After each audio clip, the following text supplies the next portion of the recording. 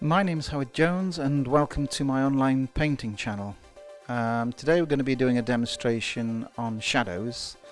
Last summer a group of students and myself had the pleasure of painting on site in a little place called Cwm Yr Eglwys in West Wales.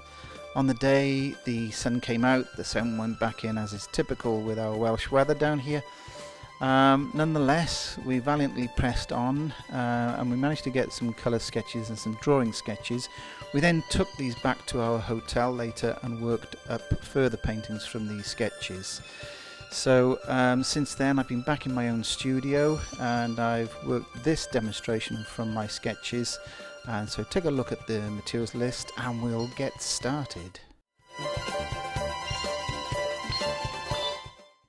So here you'll see me do my sketch. I'm just making sure that I've got the focal point, which is the gable end of the building, in the right place. I've got my photo here placed actually on my watercolor paper, so I'm just pointing out where I'll place it on the paper. So a quick sketch with a 3B pencil. You probably can't see that terribly well, but in further videos I'll be explaining how I go about my composition, how I put my pencil line down, my pencil work down. Basically it's a 3B pencil. Don't use too hard a pencil because it will damage the paper, and worse than that of course is that you will want to remove some of the pencil work when the work is finished. And a harder pencil will be very difficult to do that, so something like a 2B, 3B pencil is pretty ideal. It's a very quick rough out, just making sure that the perspective is right. I just do the most important parts. I get the chimney in, I get the angle of the roof in, and I just give myself some ideas to some abstract shape behind the form, behind the main buildings. So with the pencil sketch in place, I'm picking up a mix of quinacridone gold and lamp black. I can paint with it, but I can't say it. Quinacridone gold. As you can see from the application, it's a really rich mix. There's a lot of paint. I'm using a mop brush, a squirrel mop brush, which holds an enormous amount of paint and water. Having said that, there is a tendency sometimes, if you're not used to working this way, to pick up one brush load and expect it to paint almost the entire painting. So this is in real time, although it looks a bit sped up sometimes because of the speed at which I work sometimes, but it is actually in real time. Try to reload the brush every, I don't know, 5-6 seconds. There are other times when you'll need the brush to run out slightly for some dry brush effects, but think of this background as the negative shape. Fill it with loads of juicy paint. I'll go into this more with other videos, but I use an enamel white camping plate, which is ideal because you can mix a huge amount of rich paint. You've got to remember too that this looks pretty strong, but 5 minutes from here you'll see the tonal value pale off a lot. That's what watercolor does. I think it pales off up to 40%, even the best quality paints. So bear in mind that you're better off probably going too strong rather than too weak. And as long as you work the wet into wet technique, which is what I'm about to do now, I've quickly added some lamp black to this next mix. And it's all still wet in wet, so I can continue to put form in here. As the first sort of browny yellow wash is still active but drying, as long as I don't go too wet with this second darker colour, the paint will stay more or less where you put it. And you can see with this even darker colour now that the marks I make are more or less staying in place. So this is an area at the back of the building. It's basically a woodland, a very steep hill-sided woodland. So because it's not about the woodland, I'm not interested in putting in individual trees or showing branches and leaves, etc. This is just inference of what's lying behind our star of the show, which of course is the lovely cottage. So I've just turned the brush around and I'm using the handle here. At the top of these shapes, white shapes, you'll see a build-up of a bead of water and paint. So with the handle of the brush, I take the paint from these little wells, these little beadlets, and I draw with them. It's quite useful. Gives you a nice clean line. So yeah, I'm pushing a bit more colour into the foreground here. Same colours, it's just quinacridone gold and lamp black in varying degrees. It makes this beautiful subtle green. So going a bit stronger in areas. I check on my photo from time to time, and I'm really just looking for the tonal values. So if you want dynamics in your painting, of course, you've got to use tonal contrast for dynamics. So I'm just rendering, I just felt as though the chimney was a little bit too big in scale. So I'm just rescaling the top of the cottage and the chimney itself, making sure that the lines at the top of the chimney are correct with the perspective lines.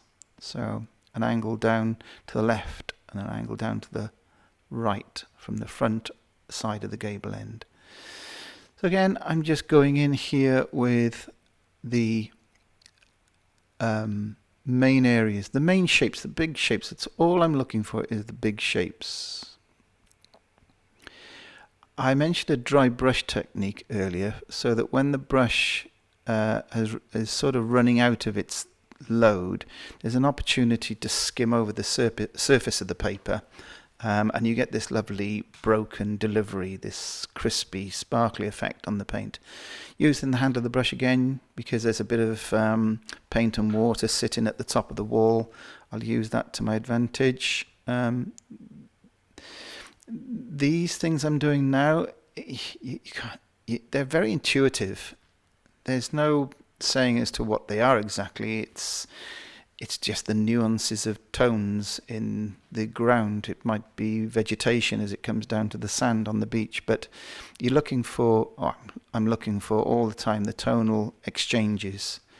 I will do a lot more in time on the importance of how to nail the focal point, how to make sure that you have a focal point and that it pops out. So again, there's the dry brush technique, a very fast slip of the brush. You make a pass and it gives you a lovely broken line. Again, I'm just really trying not to overdo the areas that are not important. So as I move away from the focal point, I'm looking to just play these things down a little. Now I allowed the previous stage to dry. You may be able to spot the fact that the painting looks lighter. It's what I was talking about earlier about watercolour drying out much lighter. This is a really important part. I've changed it down to a size 6 round brush. And I'm putting in the windows, the details, the line work, windows, doors, edges and lines of roofs, etc. This is a very specific mix. It's referred to it as a dry brush mix. It's a very dry mix, as the name suggests, and it's important. It's an incredibly important technique to learn as to how to mix this properly. Classes, I've often explained myself, probably not well enough, that what you have to do is reduce the water. Again, it harpens back to the importance of using tube paints. this mix is like a glue mix. There is the trick is to dunk the brush in your water and then rinse it with your fingertips so there's very little in the brush, moisture left in the brush. Then pick up your colour, your two colours usually, in this case ultramarine blue and burnt sienna. Roll the brush around in that gluey mix, and effectively, I mean, it's such a sticky mix that the paint doesn't actually want to come off the brush. So you find a very small amount of water just to get the paint working, just to get it to come off the brush. As you can see here, it delivers a dark that stays dark. When people, I think, you know, understandably, if this is new to you, I think we tend to think, oh yeah, I can mix a dark, that's easy enough. But of course, it dries out much lighter. And the only way you get a true dark is by this method, is thinking of it like a two-part glue mix, one of these epoxy glue type things. And as soon as it stops coming off the brush, you need to pick up a tiny bit of water to help it come off the brush. But I'll go into these things. I'll be doing some sessions that I'm going to call Just Do It. Just Do It watercolor. So check those out in my future videos. So I'm sticking with this dry brush, and it may seem unusual for some watercolorists to see me working this amount of detail into this stage, because traditionally it's probably it's more familiar to people to see the detail go in like this at the end of the painting. Well, I do complete the painting with further detail. The reason why I put my windows and doors in, often if too much of this type of work is left towards the end of the painting, the windows, the doors, the hard lines that you place on top have a habit of looking cut out and stuck on. And it's because the edges of those shapes that you're making are hard. They're all hard. So you would have to soften them down by rendering them with a damp brush, which can get very, very tricky. It does for me anyway. I mean, there are people out there that do it differently to me, and they do a fantastic job. But this is what works for me, and I like it this way, because once these details are in, knowing that further down the line towards the end of the painting I'm going to be putting washes on, especially the shadow wash, which is what we're aiming to, which is what's going to be the highlight of this demonstration really. But by putting in the windows and doors at this stage, when those washes go on over those windows and doors, the windows and doors immediately sink into the wall of the building, of the house, making them look making it look incredibly 3D, and certainly taking it away from any danger of it looking cut out and stuck on. The edges dissolve. So that's why I choose to put these windows and doors in when I do. So just putting a bit of, I've come off the dry brush technique now, and I'm rendering the roof on the main cottage. This is a mix of ultramarine blue and alizarin crimson, very, very weak. But as I pull the paint forward to the near edge of the roof, you can see I'm putting in a bit of light red. So just using the temperature, the color temperature thing to give depth. So cool moving towards warm suggests that obviously the warmer area is closer on this edge of the roof. Doing more or less the same thing on the roof of the garage. It's amazing how this little bit of warmth from the red suddenly puts sunshine on the scene. And what you'll see when the shadow eventually goes in, that sunshine will be even brighter. Persevering here with the warm colour. So, you know, where do you put this warm colour? Well, it's an arbitrary thing. You can't say, well, it's got to go here, it's got to go there. We use the warm to bring things forward and cool to push things back, of course. But exactly where in the foreground you put your warms is very much an intuitive thing.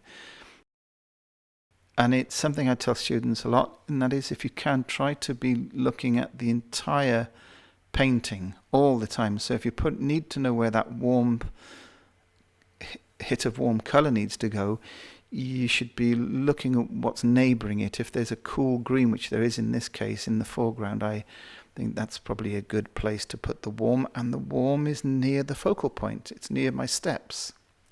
Now then, I'm talking here about, I'm rubbing the damp brush, this nearer corner comes forward, and that softer corner that I just softened off with the damp brush pushes that edge of the building away, which gives the angle, gives a sense of depth. I'm going into the corner of the building for the same reason. I soften the verticals in the corner, and that pushes the building back. Hard lines bring things forward. Hard edges bring things forward. Warm colours bring things forward. So it's one worth remembering. So in this final stage of the painting, it's looking okay so far. So what I'm looking at now is the direction of light. It was on the day to my right, over my right-hand shoulder as I stood there painting. So, but most of the for most of the time, the tree that I'm going to put in later dappled the end gables. So this is my shadow mix. It's ultramarine blue and alizarin crimson.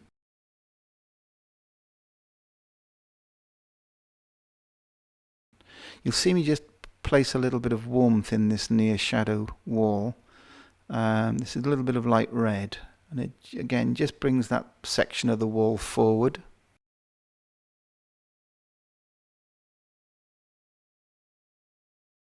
I'm tidying up, I'm making a very sharp edge there so you can see the hard turn of angle on the illuminated end wall to the receding side wall.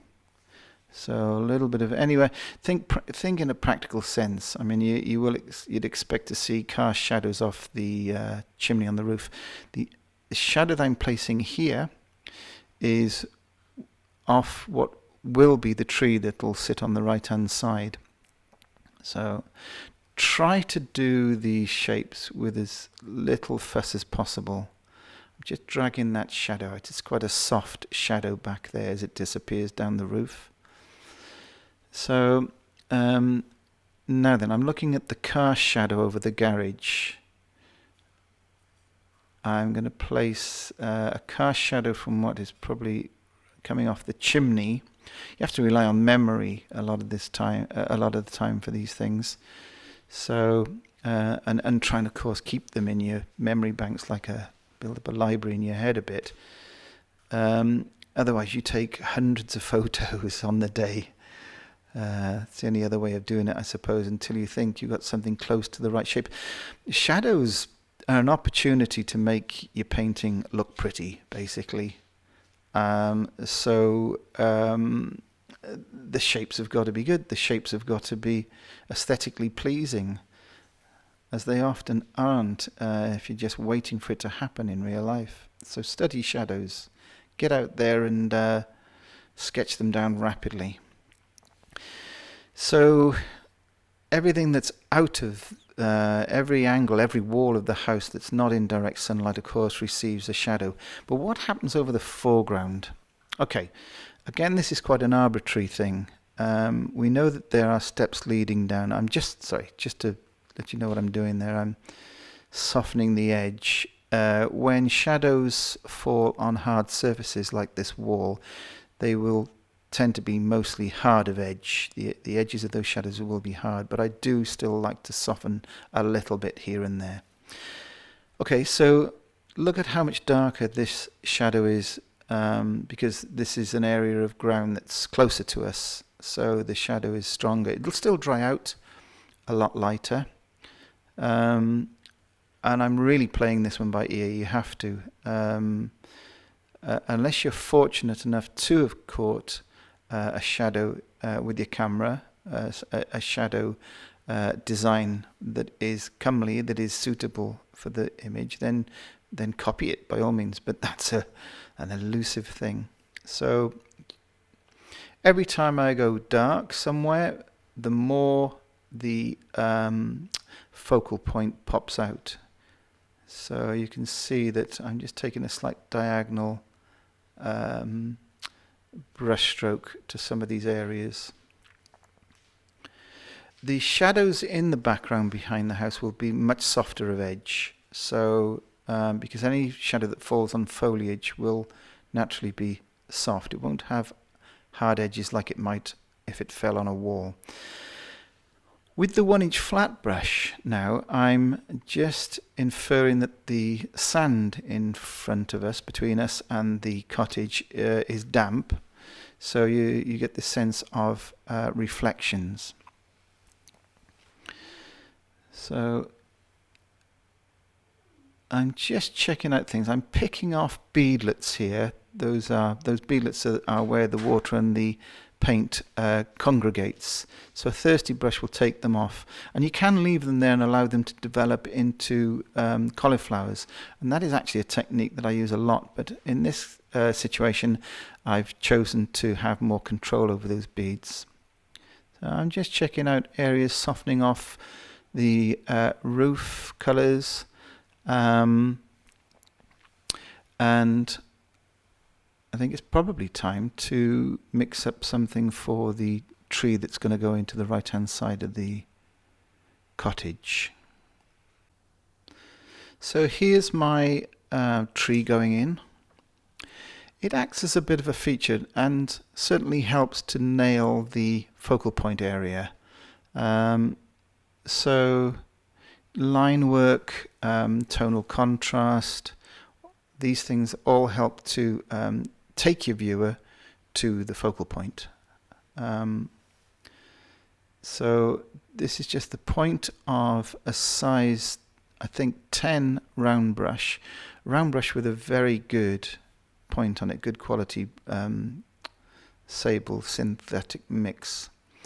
So just getting the branches in, and soon I'm just going to scumble some shapes that will create the canopy of the tree. You can see me there squeezing the brush, fibres of the brush into a paddle-like form, and the colours on here are the ultramarine blue and quinacridone gold.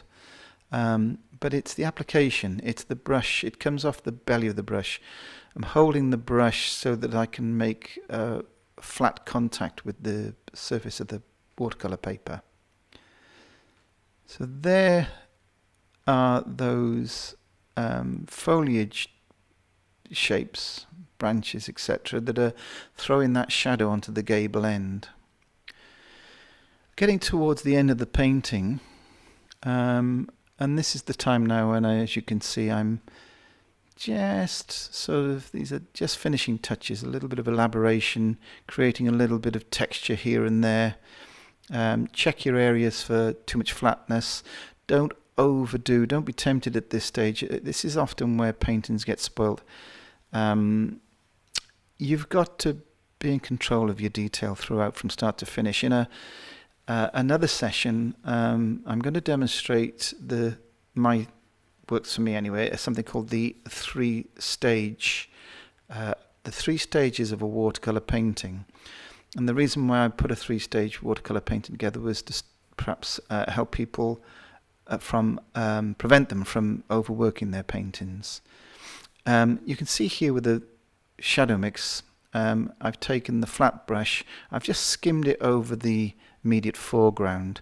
A little bit of a darker contrast down here gives balance, just puts a bit of weight at the base of the painting.